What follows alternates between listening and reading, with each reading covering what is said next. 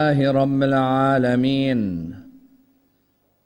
والصلاة والسلام على سيدنا وعظيمنا وحبيب قلوبنا وشفيع نفوسنا أبي القاسم محمد اللهم صل على محمد وعلى محمد وعلى أهل بيته الطيبين الطاهرين وأصحابه الغر الميامين. الحمد لله الذي جعلنا من المتمسكين بولاية سيدي ومولاي علي بن أبي طالب. اللهم صل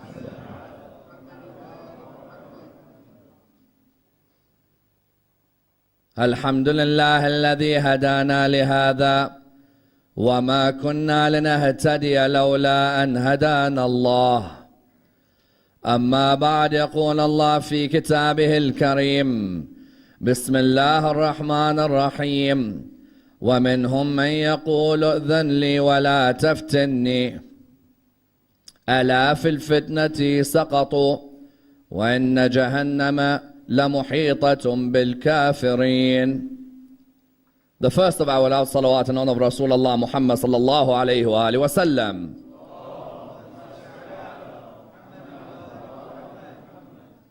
The second in honor of Amir al-Mu'mineen Ali ibn Abi Talib.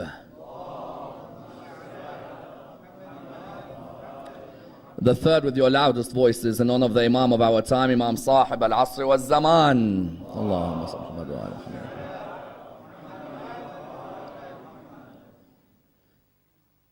Respected scholars, brothers and sisters, Assalamu alaikum wa rahmatullah wa barakatuh. The verse in question, verse 49 of chapter 9 of the Holy Quran, allows us to enter into one of the most fascinating discussions in Quranic sciences, namely how to identify whether a chapter of the Quran is Meccan or Medinite. Many times you find people asking the question that when you look at a surah of the Quran, how can you tell whether that surah was revealed in Mecca or whether it was revealed in Medina? Indeed, you find that the Quran, as we all know, is not a chronological book, in the sense that the order of the chapters of the Quran is not in the order of revelation. Otherwise, the first surah of the Quran should be Iqra and not Surah Al-Fatiha, because we know that Surah Al-Fatiha is the fifth revealed surah in terms of order of revelation. Yet when we look at the Quran that's with us today, the first chapter of the Quran is which one? Surah Al-Fatiha. Therefore, we recognize that the order of revelation of the Quran, the one that we have with us today, is not in order of revelation. Otherwise, the first surah should be Iqra, and then Qalam, Muzzammil, Muddathir, and so on. Then the last surah should be Ma'idah and Tawbah. Therefore, many people ask the question that if we cannot tell from the order of the Quran which surahs are Meccan and which surahs were revealed in Medina, then what is the criteria, or in which method can we understand which chapter was revealed in Mecca and which chapters were revealed in Medina? Because this discussion is a vital one for a number of reasons. On the first level, the discussion is vital because it allows us to understand the seerah of our holy Prophet Muhammad sallallahu alayhi wa alihi wa sallam. Allahumma salli ala Muhammad. We know that the Holy Prophet, when he announced his prophethood lasted for a period of 23 years. 13 of those years were in Mecca and 10 of those years were in Medina. You find that those first 13 years were without a doubt extremely difficult, in the sense that if ever a prophet went through a tumultuous period, it was the Holy Prophet in Mecca. In those first 13 years, he had bitter enemies from his family, bitter enemies from the aristocrats of Arabia.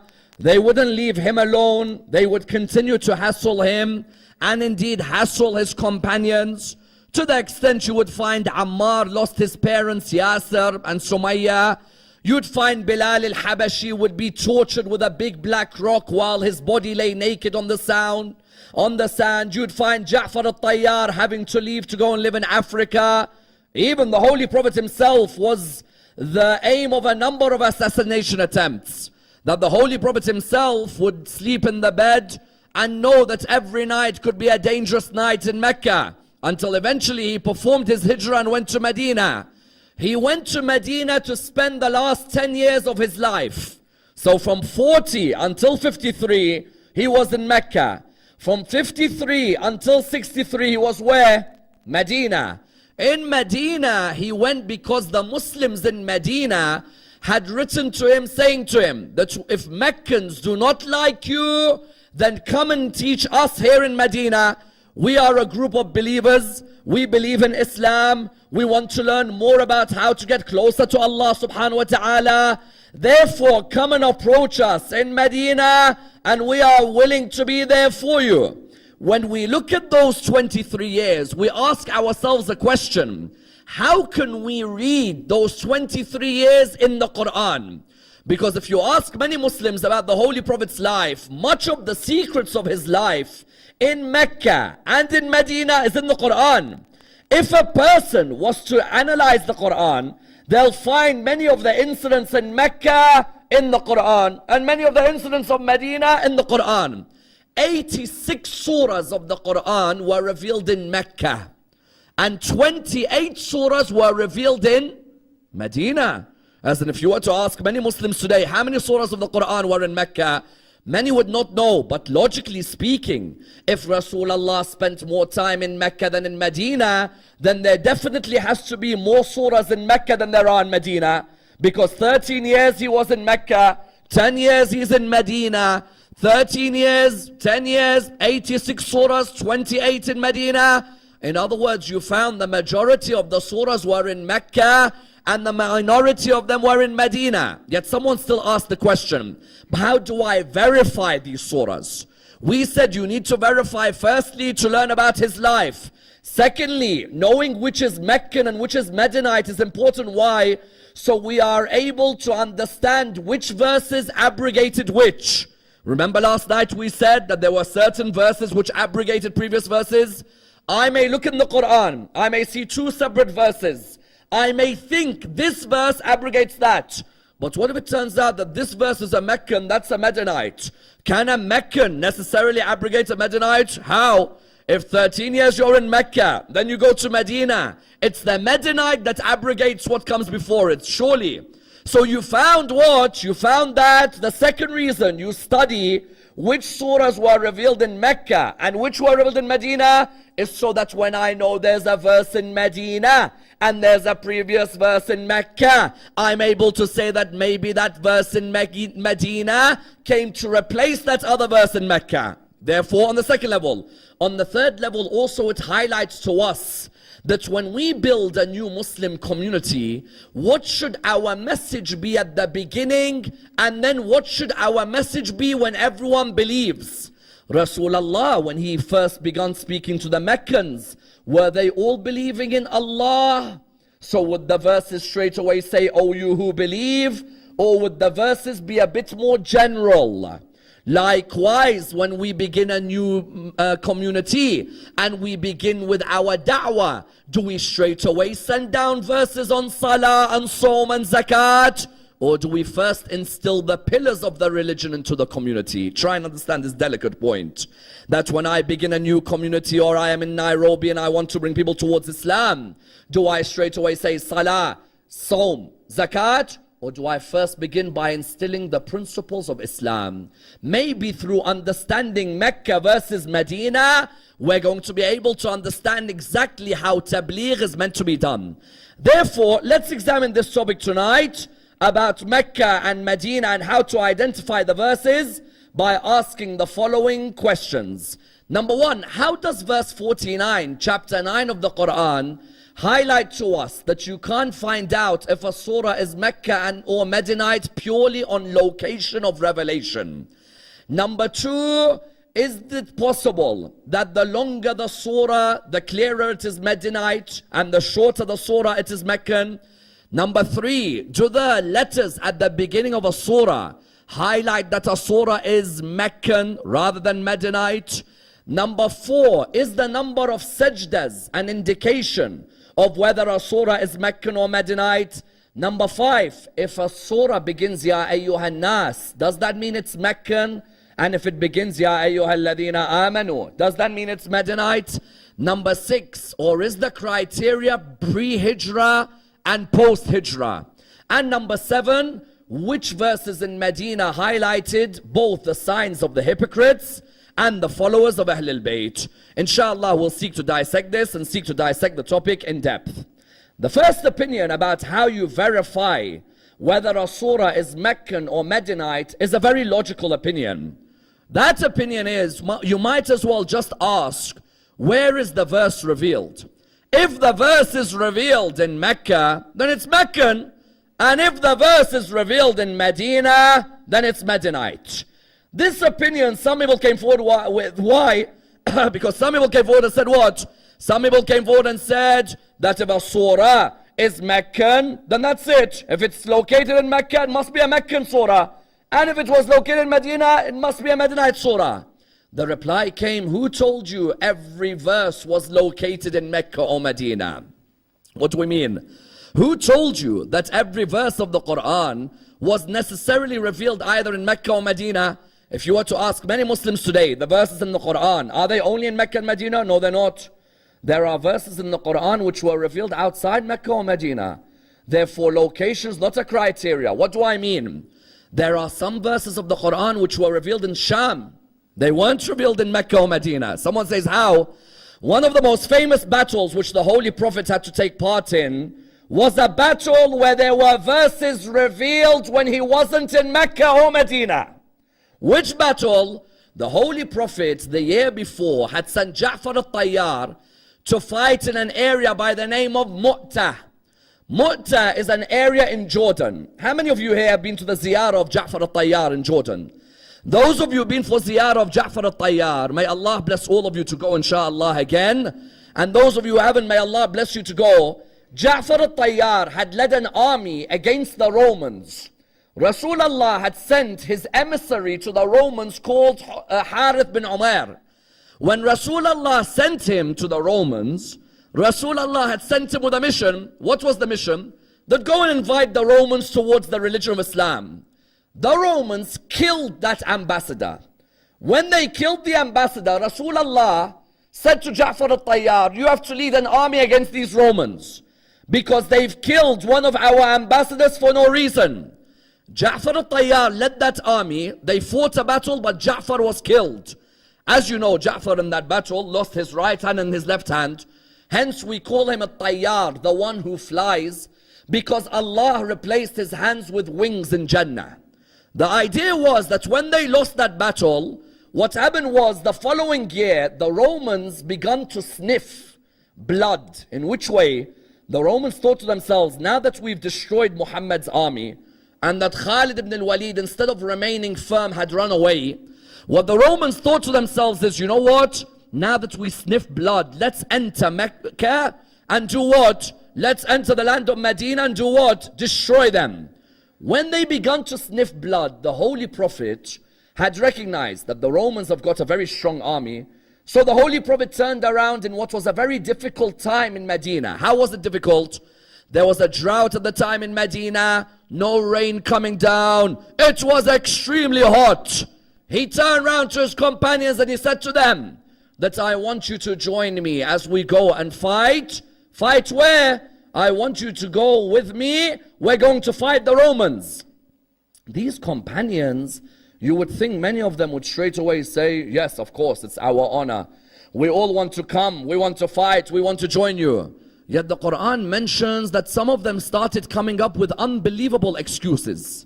Which excuses? As in, you'd think these companions would be loyal. Many of them would turn around and say, Ya Rasulullah, if you want us to join, we'll join. The excuses were phenomenal. In which way? The verse I quoted highlights one of the excuses. وَمِنْهُمْ مَنْ يَقُولُ أَذَنْ لِي وَلَا تَفْتِنِّي. One of them, by the name of Al-Jad bin Qais, heard Rasulullah say, listen, we're going to go out towards fighting the Romans. Al-Jad bin Qais came to Rasulullah and said, Ya Rasulullah, I don't think I'm going to be able to join you to fight in the area of Tabuk. Tabuk was towards where? Towards Sham. These soldiers, some of them made excuses before they left Medina. Some of them made excuses in Sham. So when Allah revealed the verses of Surah 9 from verse 42 onwards, those verses weren't in Mecca or Medina. They were where? In Sham. So what happened was, this person, Al-Jad bin Qais, came. He said, Ya Rasulullah, I don't think I can make it to battle. Listen to this excuse. It's phenomenal. Inshallah, with the 12th Imam, none of us have this excuse. He came to Rasulullah. He said, Ya Rasulullah, I don't think I can make it to battle. He said, why? He said, Roman woman. He said, sorry? He said, Roman woman. He said, what do you mean Roman woman? He said, Ya Rasulullah, these Roman women are stunning. I said, they're absolutely beautiful. And I think if I turn up for that war and I see one of their wives, I'm not coming back to Islam. MashaAllah. Quran says it actually, that he said that. وَمِنْهُمْ مَنْ يَقُولُ ذَنْ لِي وَلَا تَفْتِنِّي. One of them says what? He says, give me an excuse. Don't put me under trial. أَلَا فِي الْفِتْنَةِ سَقَطُوا. It was in that trial that they failed. In which way? He is saying what? Don't let me fight, Ya Rasulullah, because I'm an Arab and I'm already feeling hot when I'm away from home. Now I see these Roman women, Ya Rasulullah, you don't understand. I'm already going to be infatuated. I might even leave the religion of Islam. Rasulullah is looking at me, you're one of my companions, or what are you? As in, you're meant to be loyal to me, you're talking about women in a battlefield? That person turned around, he said, Ya Rasulullah, I'm sorry. Roman woman, that's the worst woman to put in front of me. So one gave an excuse. MashaAllah, nothing changes. Another gave an excuse. What was it? Another gave an excuse by saying, Ya Rasulullah, it's too hot for me to leave home. I think I'm going to sweat a lot. So Ya Rasulullah, can you give me an excuse? I can't make it to the Battle of Tabuk. Another one came and he said, what? Ya Rasulullah, my family, you know, they're very close with me and I can't go out for jihad. Excuse after excuse after excuse. Rasulullah looked at them until Abu Dhar al-Ghafari came to him. Abu Dhar had missed Badr, he had missed Uhud, he had missed Khandaq, because his tribe, Rasulullah had said to him, go and look after them. Abu Dhar came to Rasulullah and said, Ya Rasulullah, my horse or my camel is very slow, but I will join you whether it is hot, whether I sweat, even if I die. Ya Rasulullah, I'll come with you. The verses showed us what? That in the Battle of Tabuk, they were making excuses. But the verses highlighted what? That in that battle, the verses were revealed in Syria. Someone who comes and says, I can identify a surah on the basis of whether it's in Mecca or Medina. No, you can't. Because there are certain verses which were revealed where? Revealed in Syria. That's why many ask the question, why didn't Imam Ali go to the Battle of Tabuk? Imam Ali never went to the Battle of Tabuk because Rasulullah said to him, you have to remain behind in Medina. The only battle, Imam Ali ibn Abi Talib, salawatullah wa salamu alayh.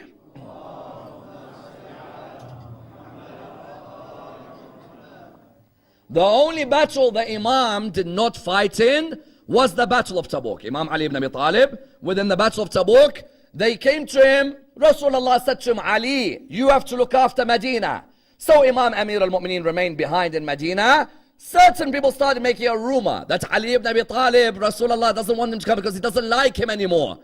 When Imam Ali approached Rasulullah, he said, Ya Rasulullah, this is what the people are saying. That's when Rasulullah said the famous line, Oh Ali, you are to me like Harun is to Musa. That if you want to know your manzila with me, you are to me like Aaron was to Musa. In other words, what do we find? We find that that Battle of Tabuk, Rasulullah went towards the battle, the Romans didn't end up showing. The Romans, recognizing that Rasulullah had gone with 30,000, they didn't end up showing and they came back.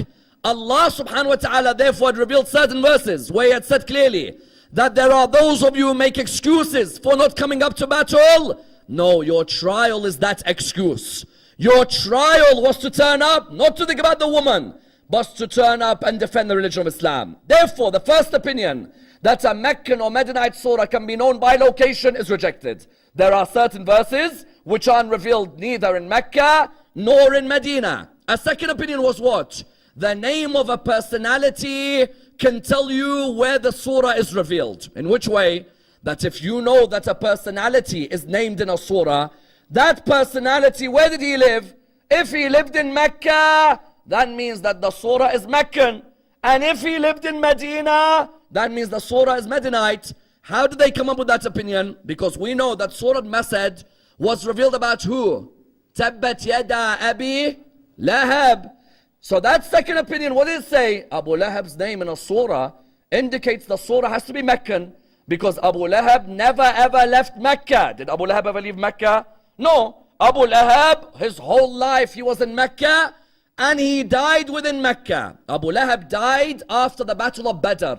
He had slapped one of his servants for claiming that Rasulullah was helped by angels on the day of Badr. The wife of Abbas, the uncle of Rasulullah, hit him on the back of his head. He died from that hit, and he ended up being buried by his sons, who threw stones at his body because they didn't want to come near the foul smell. Abu Lahab, yes, no doubt, Surah Masad is revealed in Mecca, no doubt. But what's the problem with this opinion? Abu Lahab is one of the few people in the Quran who's mentioned by name in the time of Rasulullah. If I want to judge if a surah is Meccan or Medinite, I need everybody who's alongside Rasulullah to be mentioned. Abu Lahab is mentioned. Yes, Allah mentioned him by name. But the problem is Abu Talib isn't mentioned by name. If Abu Talib was mentioned by name, I know if a surah is Meccan. Khadija is not mentioned by name. I would know if a surah is Meccan. Walid ibn al-Mughira is not mentioned by name. Even though many verses are revealed about him, I know if a surah is Meccan. Even of the Sahaba of Rasulullah, only one Sahabi of Rasulullah is mentioned by name in the Quran. Who? Who could tell me which Sahabi of Rasulullah is the only one mentioned by name in the Quran? Zayd. That's the only one. Ali ibn Abi Talib is not mentioned. Abu Bakr is not mentioned. Umar is not mentioned. Uthman is not mentioned. Talha is not mentioned. Sa'ad ibn Abi Waqqas is not mentioned. If I want to find out who a verse is revealed about, whether it's in Mecca or Medina, I need more names. Zayd and Abu Lahab, one may argue from the time of Rasulullah, the only ones who are mentioned. Therefore, the second opinion, you can know a surah by the names. No, the names don't help us. There's only a couple names. A third opinion is what? You can know if a surah is Meccan, because most surahs which begin with the huruf al-muqatta'a are Meccan surahs. This is a good opinion. Why? This opinion says if a surah begins Yasin, or if a surah begins Kaf, Ha, Ya, Ain, Sad, or if a surah begins Ham, Mim, then that surah is definitely Meccan. That opinion is a good opinion. Why? 26 out of the 29 surahs with those letters are Meccan surahs. But it's still a problematic opinion. Why? Who can name me a surah which has those letters at the beginning but it's revealed in Medina? Baqarah. Baqarah begins what? Alif, Lam, Mim. Baqarah and Al-Imran are both Medinite surahs. Therefore, the law, which is normal, which is that most surahs with the unconnected letters are Meccan surahs, they are right. Except 3 of them, of which Baqarah and Al-Imran are 2 of them. Therefore, that opinion is rejected. Another opinion, which was posited, was what? If a surah has a sajda in it. You know there are surahs in the Quran where you have to do wajib sajda? Yes? Most surahs which have a wajib sajda are Medinite. And I think this is a good opinion. Meccan. Most surahs, without a doubt, which have a wajib sajda are Meccan.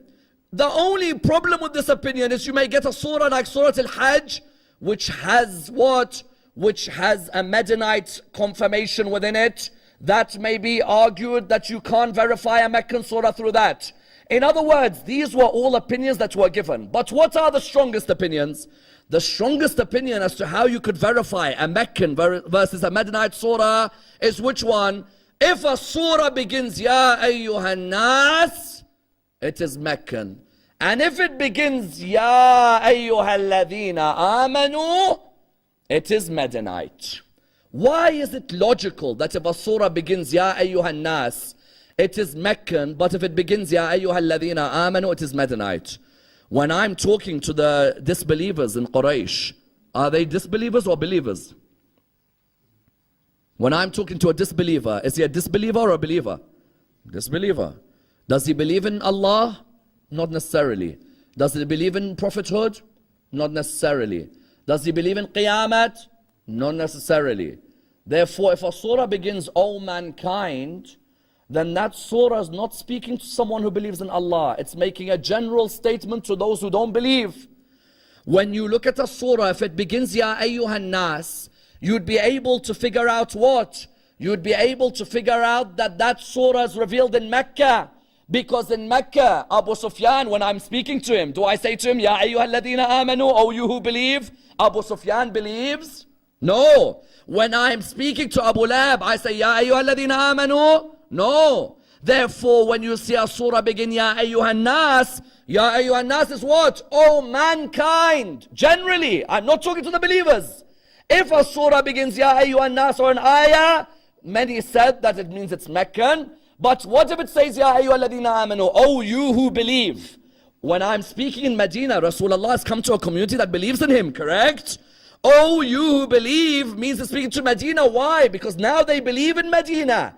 So whenever I see an ayah in the Quran which begins, Ya ayyuhalladhina amanu, that means I know that that ayah is revealed in Medina. Exception to the cause, problem. Surah An-Nisa is problem. Surah An-Nisa is a Medinite surah, correct? Who could tell me how Surah An-Nisa begins? Ya ayyuhan nas. If it's about the criteria that Ya ayyuhan nas is helpful, yes, in most occasions it's helpful, except Surah An-Nisa. Surah An-Nisa highlighted what? You may sometimes have a surah that may have a mixture of Meccan and Medinite verses, correct? A surah may have a mixture of Meccan or Medinite verses. And that's why some scholars came to the conclusion that you can tell a surah if it's Mecca or Medini by the first ayah. If the first ayah is revealed Medinite, then it remains Medinite. If the first ayah is revealed Meccan, then it remains Meccan. Because if you ask many of the followers of Ahlul Bayt today, how do I know if a surah is Meccan or Medinite? Most of them will say, Medina, Ya ayyuhalladhina amanu. Mecca, Ya ayyuhan nas. And many of them have a point, except Surah An-Nisa. Surah An-Nisa showed us that there may be some surahs where there's a mixture of Meccan and Medinite. For example, Surah An-Najm, Surah 53 of the Quran. From verse 32, it's Medinite. The first 31 verses are Meccan. From verse 32, it's Medinite. Surah 22, Surah Al-Hajj, from verse 52 onwards, they are Medinite. The first 51 verses are Meccan. In other words, for a person to simply say, because there are many who turn around and say, you know what, I already know. Ya ayyuhan nas, ya ayyuhalladhina amanu. No, you don't know. Ya ayyuhan nas in Surah An-Nisa, it can begin, but it could be a Medinite surah, but it could still say the whole of mankind. Therefore, what was the criteria for the Imams of Ahlul Bayt? The Imams of Ahlul Bayt in many cases would say, if a surah is revealed pre-Hijrah, then it's Meccan. But if it's revealed post-Hijrah, then it's what? Medinite. This is the point. In which way? You see, if I stuck to Ya ayyuhan nas and Ya ayyuhalladhina amanu, I may come unstuck. So what do you decide to do? You say any surah which is revealed in the first 13 years, that surah is Meccan. If it's revealed when? In the second 10 years, it's Medinite. Someone says, what if you have in Medina, please understand this careful point. What if you have in Medina a surah that's revealed, yes, in the 8th year after Hijrah. But Rasulullah travels to Mecca and he receives revelations in Mecca. Imagine, the surah is revealed when? 8th year after Hijrah. But Rasulullah, let's say, goes to Mecca, or the 10th year after Hijrah. He goes to Mecca. He receives a revelation from Jibreel. Yes? Ya ayyuha rasul balligh ma unzila ilayka min rabbik. Correct? Please understand this very careful point. Rasulullah is in Medina. He's told to go on Hajj.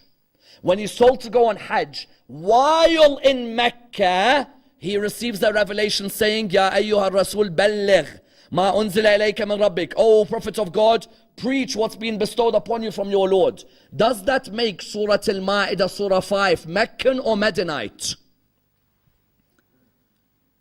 According to the criteria of the Imams of Ahlul Bayt, it makes it what? Medinite. Why? We said the criteria isn't on location, nor is the criteria about date, nor is the criteria about what? About Ya ayyuhan nas wa ya ayyuhalladhina amanu. The criteria is about date. If it's post-Hijrah, even if it has some Meccan, if it's post-Hijrah, it is Medina. And if it is pre-Hijrah, then it is what? Meccan. Therefore now when someone understands this, what do you find? You find that any of the surahs pre-Hijrah are known to be Meccan. If they are post-Hijrah, they are Medinite. When you look at the surahs revealed in Medina, which surahs are revealed in Medina? This is a vital study. Why? Because if tonight you went home and you want to find out about Rasulullah's life in Medina, which surahs should you read which speak about Medina and what was happening in Medina? The likes of, for example, Surah Al-Imran. These are pure Medina. Surah Al-Baqarah, Medina. Surah Al-Ahzab, Medina. Surah Al-Ma'idah, Medina. Surah Al-Tawbah, Medina. Surah Al-Nasr, Medina. You know, many times people used to say, if you want to know whether a surah is Mecca or Medinite, if it's a short surah, it's Meccan. Because you know, Falaq, Nas, all of these are Meccan. And if it's a long surah, it's Medinite. Baqarah, Al-Imran. But Surah Al-Nasr, إِذَا جَاءَ نَصْرُ اللَّهِ وَالْفَتْحِ وَرَأَيْتَ النَّاسَ. Oh, do you know that surah? That's a Medinite surah. But it's a short surah. So the criteria in terms of length still doesn't help you. Because Nasr is such a short surah, most people said the short surahs are Meccan. But Nasr is a Medinite. Ahzab, Medina. Yes? Al-Imran, Medina. Baqarah, Medina. Ma'idah, Medina. Tawbah, Medina. Jum'ah, Medina. What does that show us?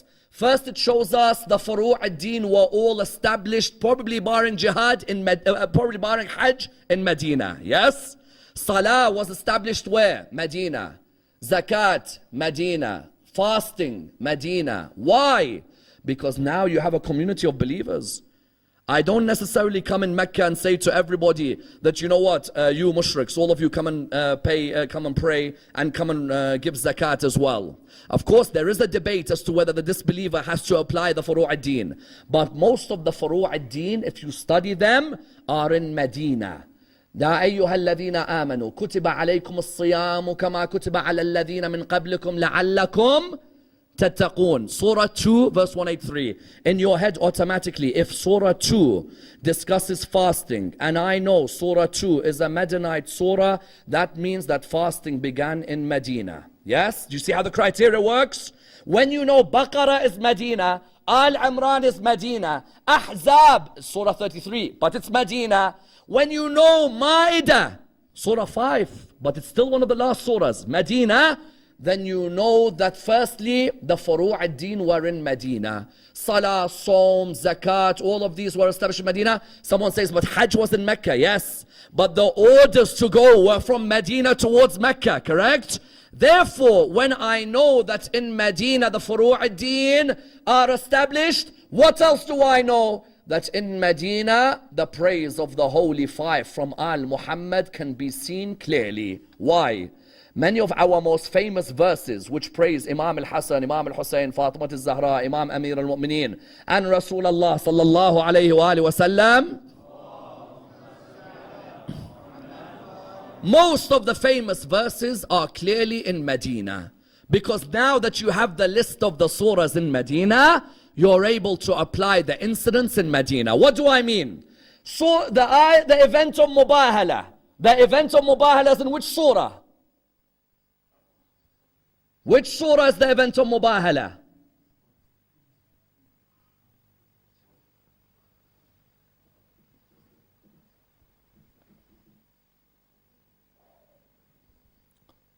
Surah 3, verse 59 till 61.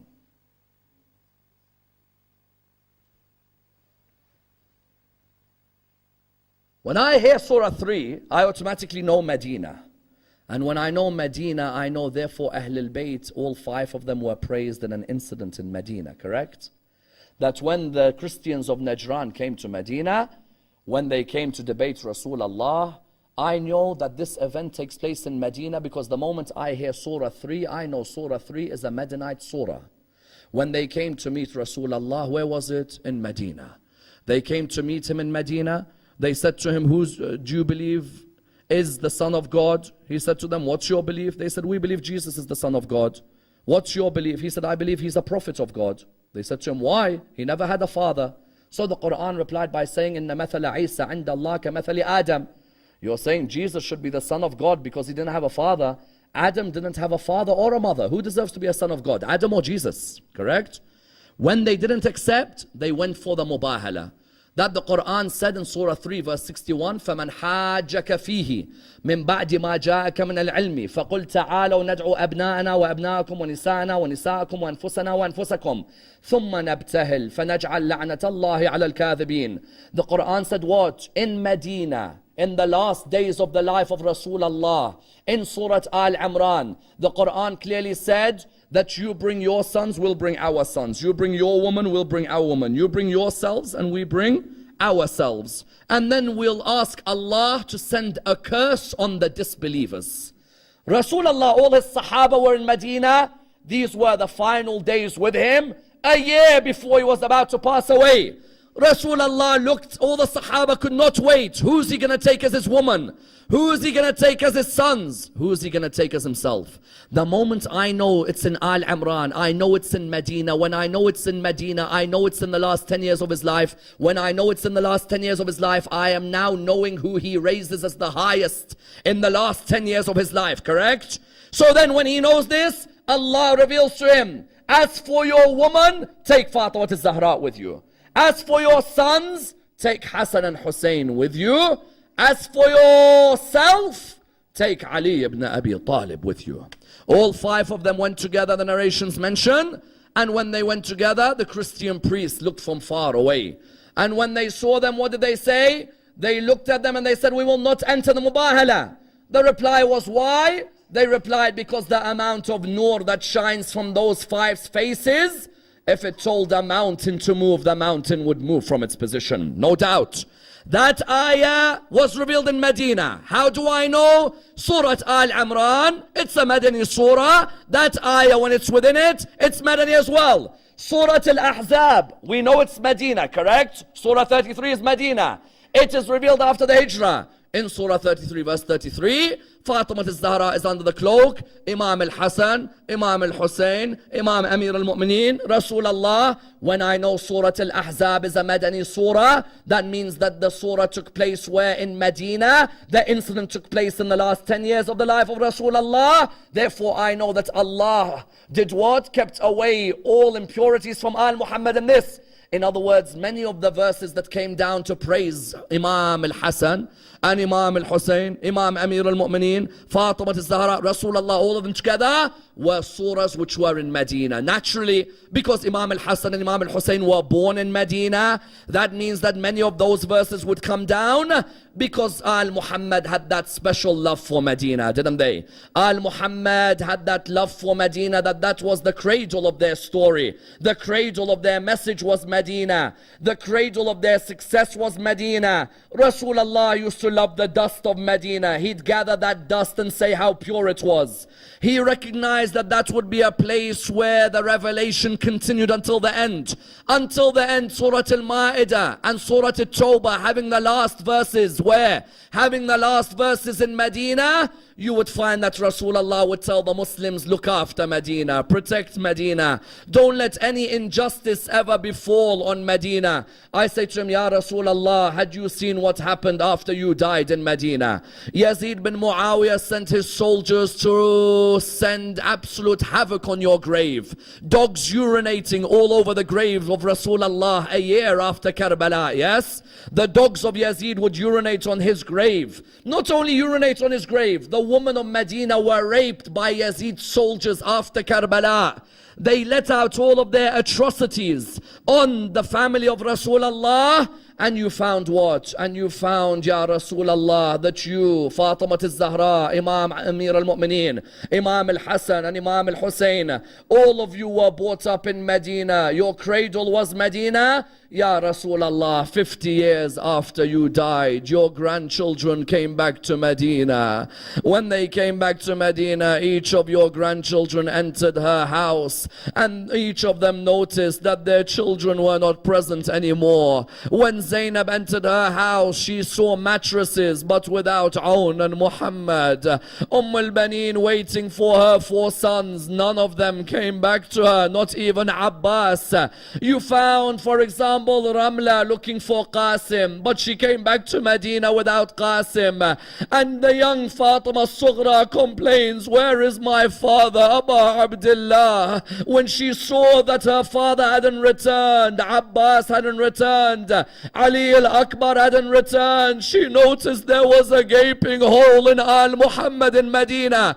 Only 50 years earlier, Mubahala was revealed in Medina. Only 50 years earlier, the Kisa was revealed in Medina. But now Medina was empty without the lovers of al-Muhammad. But for one lady in particular, when she returned to Medina, she did something which showed her love for Imam al-Hussein alayhi salam. Rabab, the mother of the 6-month-old baby. You know, when Rabab returned back to Medina, she entered her house. She called some builders to the house. The builders looked at her and they said to her, why do you want us to come? She said, do you see that roof on the top of my house? The builders said, yes, we do. She said, remove that roof. I don't want a ceiling on my house. The builders were astonished. She removed the roof. The sun came down to burn her. For 1 year, the sun was burning her without any roof, until someone came and said to her, Rabab, isn't the sun burning you enough? She began to cry when she began to look at them. The person looked at her and said, but surely the sun burns you. She said to them, how can I have a roof covering my body from the heat of the sun when I saw Abu Abdullah's body burnt by the sun on the 10th of Muharram? Inna lillahi wa inna ilayhi raji'un. We pray to Allah subhanahu wa ta'ala to raise us with Muhammad and Al Muhammad, to allow us to be amongst the followers of Imam Sahib al-Asr wal-Zaman. Ya Allah, raise us with the Imam of our time. Allow us to receive his intercession in this world and the hereafter. Tomorrow, as you know, is the Wilad of Imam al-Hasan alayhi salam. We pray to Allah subhanahu wa ta'ala to provide us with his intercession in this world and the hereafter. We pray to Allah subhanahu wa ta'ala for all our Muslim brothers around the world. Ya Allah, unite them on the love of Muhammad and Al-Muhammad. Allow them to hold on to the rope of Muhammad and Al-Muhammad. Allow them to remain attached to the Quran. Allow them to be of the lovers of the discussions of the Quran. We pray to Allah subhanahu wa ta'ala the Surah Al-Fatiha, but before it the loudest of your salawat. Allahumma salli.